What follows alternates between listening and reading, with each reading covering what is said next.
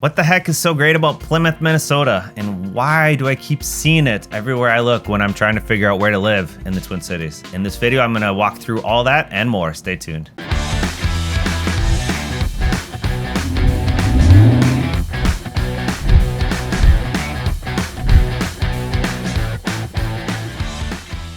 Hey, this is Matt Adelman with Matthew Adelman Realty. Welcome to another video, another walkthrough of one of my favorite cities in the entire state. If you are new to this channel, please hit that subscribe button, hit the little bell so you're notified every time we drop new content. We bring everything that you could possibly want when it has to do with real estate, food, living in the Twin Cities, where to go, what to do, what's happening.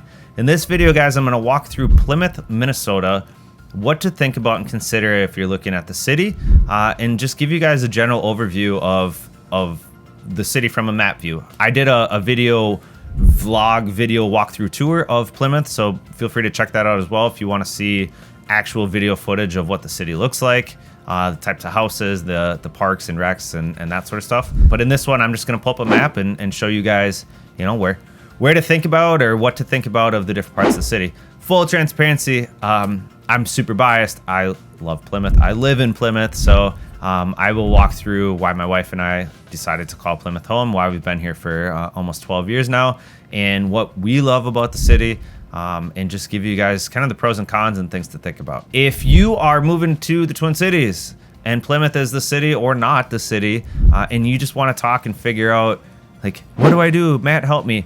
Please give me a call, shoot me a text, drop me an email. We live, breathe, and eat real estate in the Twin Cities. I'm born and raised here. I'm about as Minnesotan as they come. And like I said, I live in Plymouth today, so I might be a bit of a local expert here. Plymouth, let's just pull up the map. What are we talking about? Where's Plymouth? So I'll zoom out a little bit and give you guys a lay of the land for Minnesota. Don't mind my little markers on here, sorry. But Minnesota is obviously a gigantic state from a landmass standpoint. Northern Minnesota it's forest and parks and lakes and rivers and not a lot of people. It's almost 65% of the population of Minnesota is going to live in the Twin Cities. And within the Twin Cities, you've got Plymouth, Minnesota. Plymouth is in the top 20 for population size of cities in Minnesota. I want to say it's 60, 70, 80,000-ish, somewhere around there. So it's a very large city. It is a very diverse city in terms of housing, types of housing, price point of housing. If you are looking to relocate here and you want a 4-bedroom, 2-bath plus 2,000 square foot or more house for you and your family or significant other or whatever, you're going to, at a minimum in Plymouth, be looking at somewhere around 400,000 just to start, all the way up to, there's houses in Plymouth that go for 4 million. So it is very diverse depending on where you are in the city and the type of house that you're looking at. Plymouth is sort of divided by one major freeway and one major highway. So 494 is one of the biggest freeways in the state. 494 cuts the city almost in half. And then Highway 55 is going to cut through sort of east-west, a little northwest to southeast. And Highway 55 will feed all the way into Minneapolis. So what's nice about Plymouth is that it's out of Minneapolis and out of the city to some extent. You're 15, 20 minutes from the city, from downtown. But you can hop on 494 and get almost anywhere in 20-ish, 30 minutes.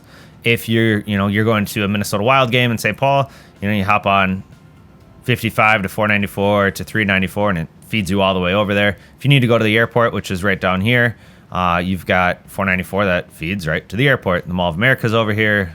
If you're going to go north up to cabin country or vacation land, sweet, hop on 494. It turns into Highway 94, which is a major freeway for the northern portion of the U.S. And you're a hop, skip, and a jump away. Plymouth itself, so here's the thing about Plymouth you got to understand, especially as it relates to housing and house prices. There are 4 different school districts in the city of Plymouth. You've got the Hopkins School District is going to hit a little portion of the southeastern part of the city. This little red here is technically a city within the city, so that's Medicine Lake.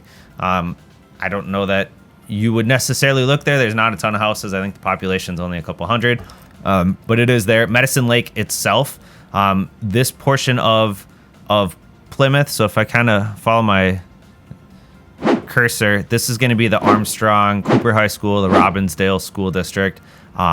Medicine Lake is a really popular lake, super popular. You have tons of people that are going to be out there throughout the summer, boating and fishing and etc. There are some really great houses in this portion of Plymouth if you want lake living. It's kind of wonky. Some of them technically are on the other side of the road. Let's see if I can show you guys a satellite. So this is just shoreline, but houses would be here overlooking the water. Huge park, brand new park that was built down here. This is part of Medicine Lake Park. And then you've got houses over in this peninsula and then houses on the other side. So if lake living is something you're interested in, this could be a great area. As you move north of Medicine Lake, you have French Park, which is a super, super cool place to take kids. You can see all of the trails in here. There's a 5K trail system in the woods here. There's cross-country skiing in the winter. French Park, they do have it updated. So this is brand new. It was just redone and rebuilt in the last few years. So we take the kids there. I'm not kidding you. We go probably once or twice a month. And you can just follow the trail here and tons of green space. There's barbecue grills down here and a beach and volleyball and the boat launch is right here, so you can put your boat in the water. This is all trails, and you can't see like the trail. Well, there's a little one. It all just goes right through the forest and nature. It's a really great place.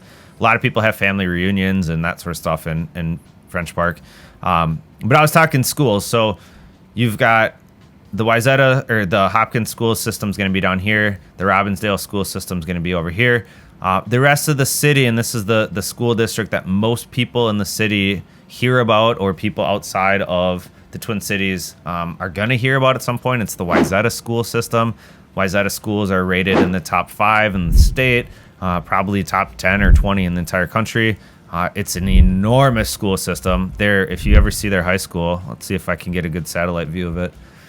I mean, the class sizes are gigantic, but this is the high school. I mean, I think there's close to 5,000 kids there, and you can see baseball fields, Creek play fields, the football field, the soccer field, more fields. I mean, it's a labyrinth. But if sports or extracurricular activities or college prep classes or any of that stuff means a lot to you, the Wayzata school system is one of the best in the entire state for that, for sure. And then the northern portion of Plymouth is going to feed into the Maple Grove Osseo school district. So I bring all of this up because school district is going to have a huge impact on price point of house. I've given this example in some of the other videos, so apologies if I'm repeating myself, but my wife and I built a house. We live over in this portion of Plymouth. We looked at a house, call it over here. We looked at a house, call it over here. So the only thing that was different was, I believe this is Vicksburg. One is Osseo Maple Grove schools. One was Wayzata schools. Same builder, same house, almost the same acreage of the lot. Almost everything else was identical. And you're talking, it was $50,000-$60,000 cheaper to live in the Osseo Maple Grove side than to live in the Wayzata side. Right? Like, and if you talk about the Armstrong Cooper area versus the Hopkins area, it's going to be a drastic difference in, not that the schools are bad, but it's going to be a very different environment and different type of school experience as you move closer into the city. And price points really follow that. It has a huge impact on house price points.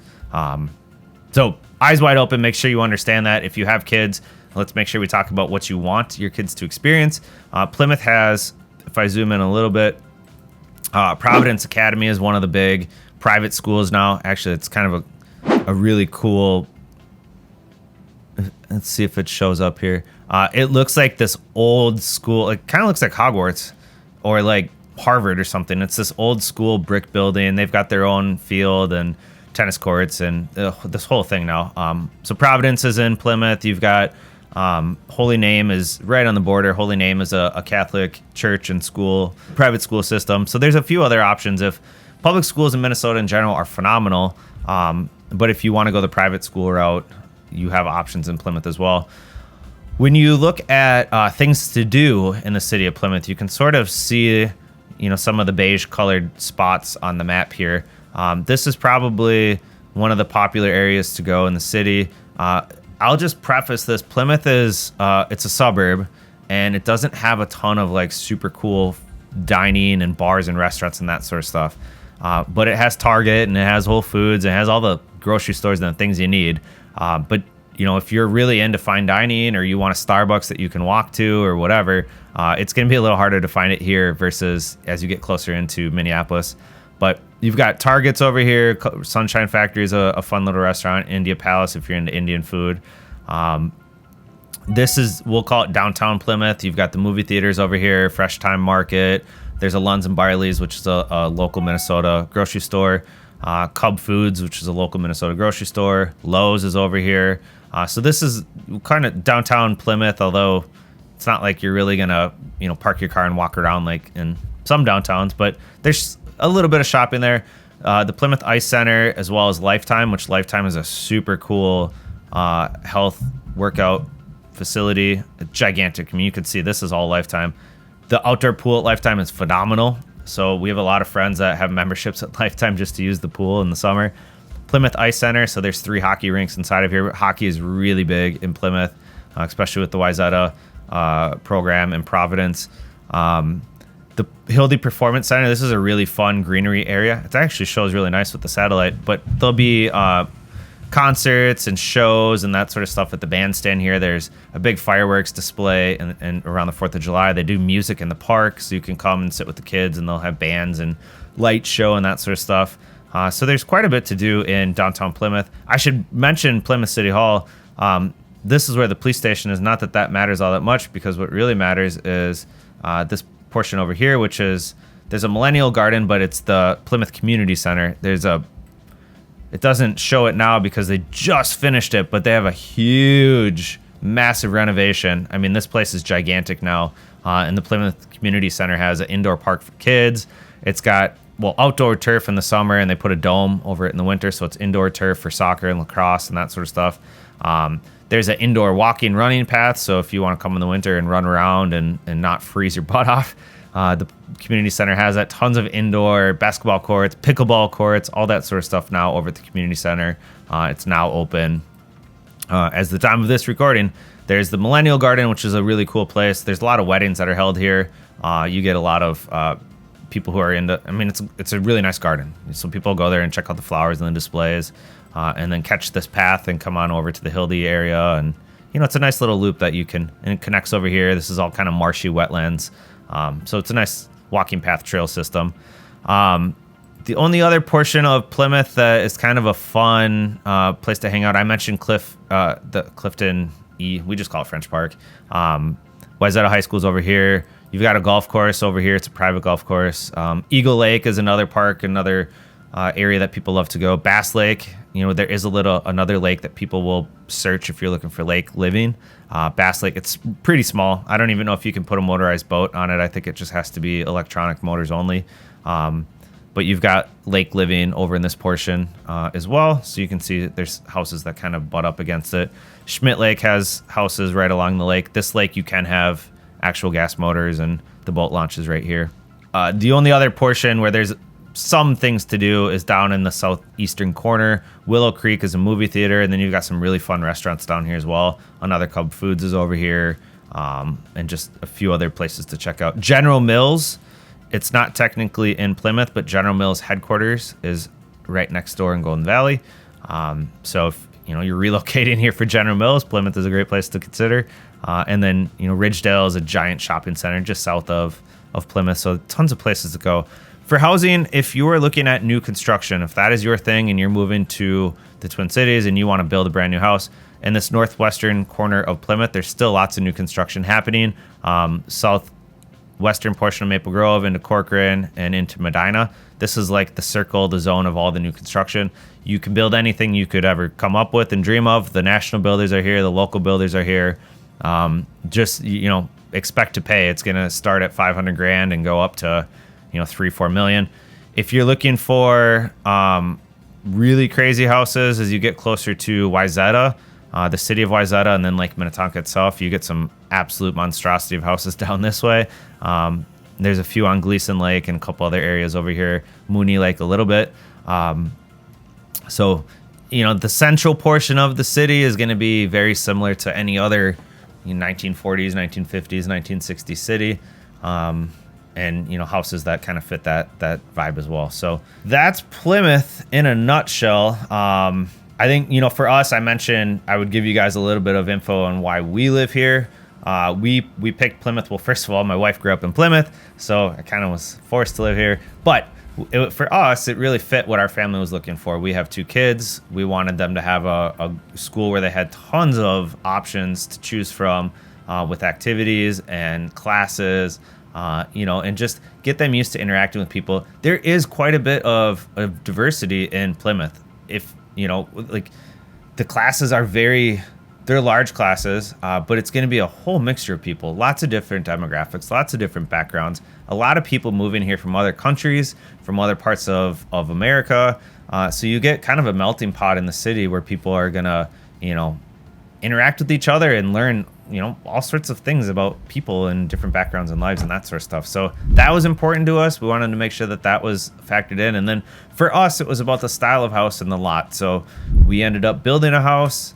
We got to pick a lot that we wanted. We have some nature in the backyard. We're not super close to our neighbors, but we're in a community, specifically in a community, a planned community that has lots of kids. There's, you know, 100-ish houses in our development, and I don't know, 200 kids probably. We have a swimming pool for the neighborhood. Like, that's specifically what we wanted. We didn't want to live down in Minneapolis by the lakes, although that was the second option or thought for us. We want a community, and that you really get that really in all parts of the city, no matter what school district or where you are. So other than that, you know, Plymouth is going to be just a big city with a lot of the other big city amenities and headaches. But if you're interested in learning more, like I said, if you need help trying to find your next place, if you've got a house in Plymouth that you want to sell and you happen to be watching this video, give me a call. All my contact info is on this video somewhere or in the description below. We'd love to help you, really would. And if we can't, we'll certainly get you in contact with somebody that can. But I hope you guys enjoyed this. Check out some of the other videos. Let's interact. I really want to make a community out of this. Leave some comments, you know, be a part of what we're creating here. So until next time, everyone, take care, and thanks for watching.